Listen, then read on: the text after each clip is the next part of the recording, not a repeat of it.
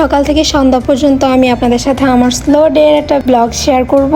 আসসালামু আলাইকুম everyone, welcome to my daily blog. তো সকালে ঘুম থেকে উঠে এখানে আমি চিয়া সিড ভিজিয়ে নিই। এটা কিন্তু শরীরের জন্য খুবই উপকার। দেন আমি চলে যাই আমাদের মাছেদের খাবার দেওয়ার জন্য। মাছগুলোকে খাবার দেওয়ার পর আমি চলে যাই গাছে পানি দেওয়ার জন্য।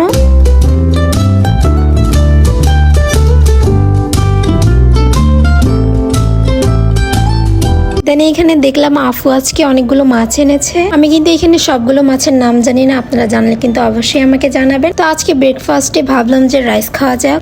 তো মাঝে মধ্যে আমি এভাবে বাসায় রাইস বানিয়ে খাই, খুবই সহজ ওয়েতে এটা বানানো যায়।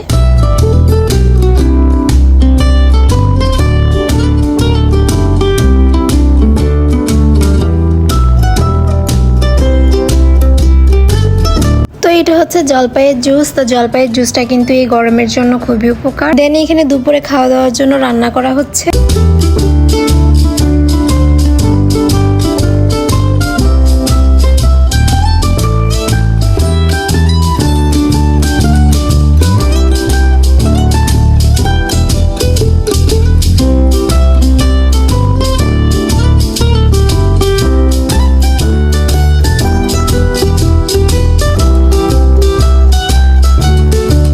আজকের বাইরের ওয়েদারটা কিন্তু খুবই সুন্দর ছিল, বেশি গরমও ছিল না, বেশি ঠান্ডাও ছিল না। দেন এই ওয়েদারে খাওয়া দাওয়া করে একটা ঘুম দিয়েছিলাম। দেন সন্ধ্যাবেলা উঠে আমি কিছু নাস্তা করে নিই। রং চাটা কিন্তু আমার কাছে খুবই ভালো লাগে, আপনাদের কার কার খেতে ভালো লাগে অবশ্যই বলবেন। দেন এখানে রাত্রে দেখলাম ঝুম বৃষ্টি হচ্ছিল। আপনারা যদি এই ব্লগগুলো পছন্দ করেন তাহলে কিন্তু আমাকে জানাবেন, আমি আমার ডেইলি লাইফের ব্লগ আপনাদের সাথে শেয়ার করব। ভেবেছিলাম এই নভেম্বর মাস থেকে ডেইলি একটা করে ব্লগ দিব, 30 ডেজ ব্লগ চ্যালেঞ্জ। আপনাদের ভালো লাগলে কিন্তু অবশ্যই আমাকে জানাবেন। আজকের ভিডিওটা ছিল এই পর্যন্তই, দেখা হচ্ছে নেক্সট কোনো ভিডিওতে। আল্লাহ হাফিজ এভরিওয়ান।